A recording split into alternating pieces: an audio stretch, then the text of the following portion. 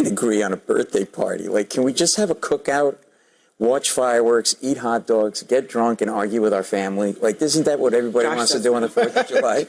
No. I mean, I think it is that serious. I think some of the things that we've seen come from President Trump have literally killed people. Unalived people? Are you freaking kidding me? So let me get this straight. We're talking about celebrating America's 250th birthday, and their response is that Trump's words have literally unalived people. What a freaking joke. That's exactly the problem here. Instead of discussing the event itself, everything gets turned into an extreme political attack. Not every patriotic celebration needs to become a Trump hate session. Here is the panel at CNN having a meltdown over plans to celebrate America's 250th birthday, and what should have been a simple conversation about patriotism quickly turns into another round of Trump bashing and anti-American grievances. Take a look. Tonight, the show must go on, or does it? The majority of the headliners have now dropped out of the DC concert series to celebrate America's 250th birthday. The reason? A number of them say that they were misled about the event being nonpartisan and not political. So they started with a list of artists that frankly were not the A-list of stars, but most of them are now out. I mean, here are the ones who have canceled: Bret Michaels, CNC Music Factory, one of the founders at least, the Commodores, Martina McBride, Milli Vanilli, Morris Day, Young MC. Only a few are still on there: Flo Rida, Vanilla Ice, and Freedom Williams. That's the CNC. Yeah, Vanilla Ice made a video. The other I was really CNC excited Music about Factory person. But it seems like people just weren't aware that there was this partisan element to it. And when they found out, they bailed. And now there's kind of not much of a concert.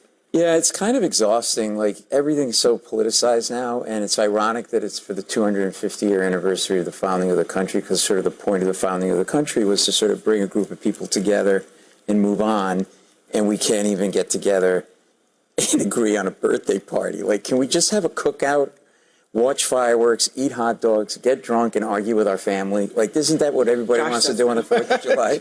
No. I mean, I think it is that serious. I think some of the things that we've seen come from President Trump have literally killed people. There was a Harvard report that said that there's going to be an extra 16,000 deaths just from the cuts to Medicaid. I mean, these are serious issues that people carry with them every single day. So President Trump is deeply unpopular.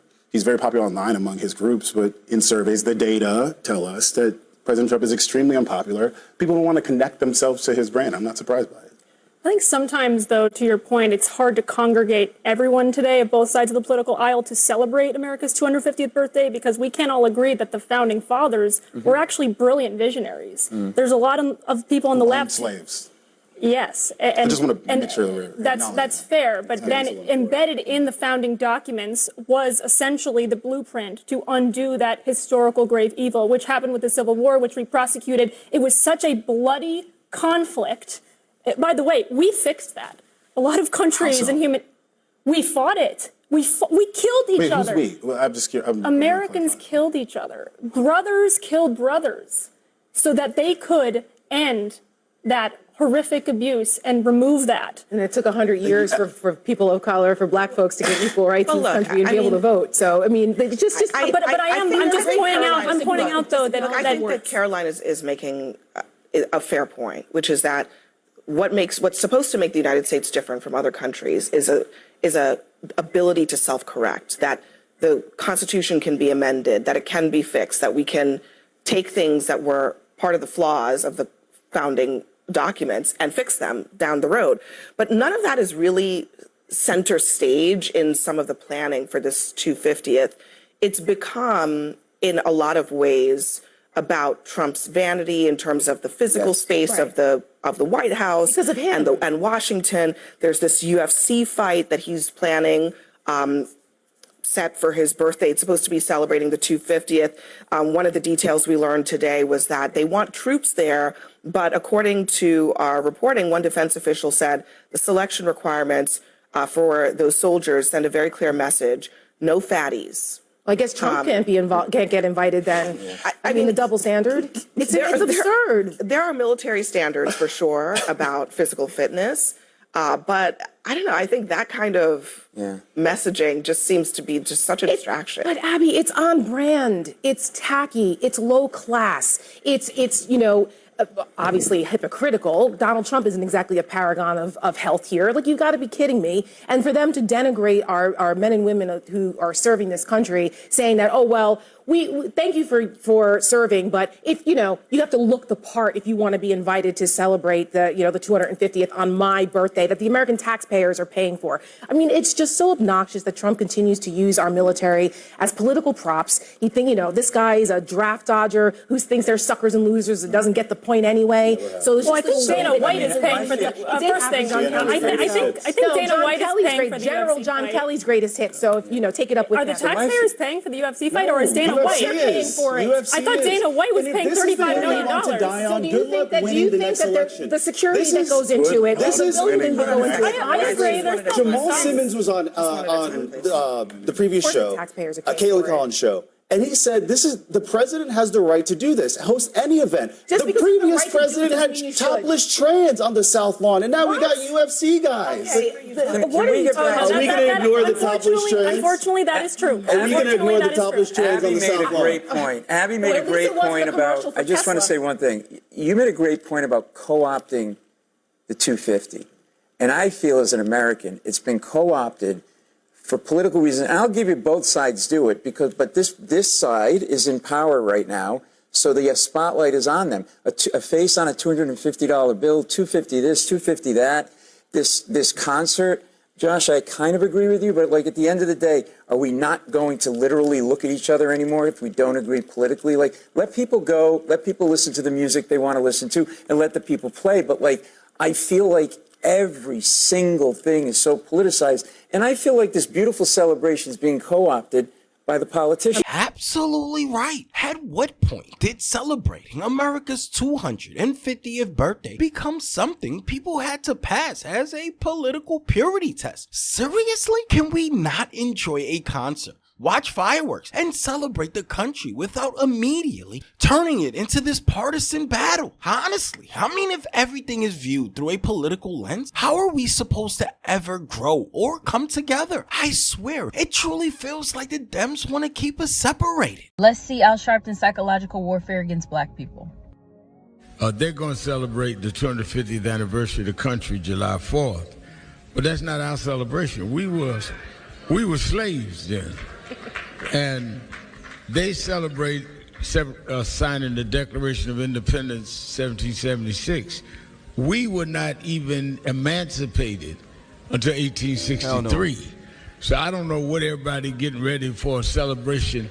You know why, Al Sharpton? You know why? Because it is no longer 1863. It is no longer 1963. We are in 2026. I detest anyone who constantly tries to make black people reject being an American, celebrating being an American. Yes, our country has a history of participating in slavery.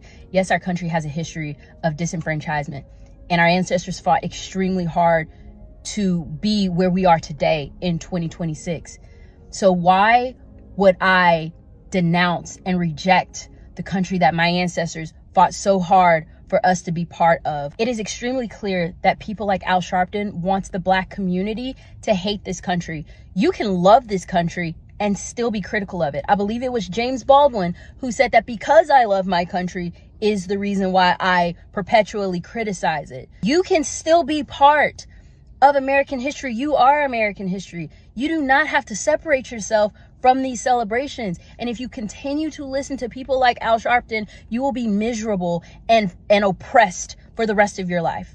Al Sharpton should be absolutely ashamed of himself. This lady is absolutely right. Look, I know America has a dark past, but how are we ever going to grow as a country if we can't come together and put some of that stuff behind us? At some point, shouldn't we be able to acknowledge our history, learn from it, and still celebrate how far we have come? No country is perfect, and America certainly isn't. But if every national celebration turns into a debate about our worst moments, sense? When do we ever get a chance to recognize the progress that we have made? Constant division doesn't move this country forward. No, it doesn't. Finding common ground does. But it seems like that's all these Dems want to do. I mean, it's our 250th birthday. And to see these people ignore that because of who's in office is absolutely disgusting. I feel like this should be way bigger than politics. We're talking about a milestone that only happens once. Who cares who's sitting in the White House, damn it? Why can't some of these Dems just celebrate the country, the people, and the history without turning everything into another political TDS moment? That's what really frustrates me here. Look, America has made mistakes and nobody's denying that. But I feel like some people act as if the country never tried to improve. We abolished slavery, expanded voting rights, passed civil rights laws, and continued reforming institutions over generations. Progress didn't happen overnight, but nonetheless, it actually did happen. I mean, what country has spent more time debating its own flaws than trying to correct them? That's what makes America great. But no, leave it to these people and they'll tell you Trump is a racist. America is racist and you shouldn't celebrate your own country's birthday. What a freaking joke. And honestly, this is why Dems keep frustrating me so damn much. Instead of joining in on a moment that could unite the country, they always seem determined to find a reason to turn it into a political grievance. I mean, does everything have to be filtered through partisan outrage with these people? Sometimes it feels like they would rather criticize America than actually celebrate it. It's disgusting. But hey, maybe I'm wrong. Maybe they're right. Let me know in the comments below, and I'll catch you in the next one.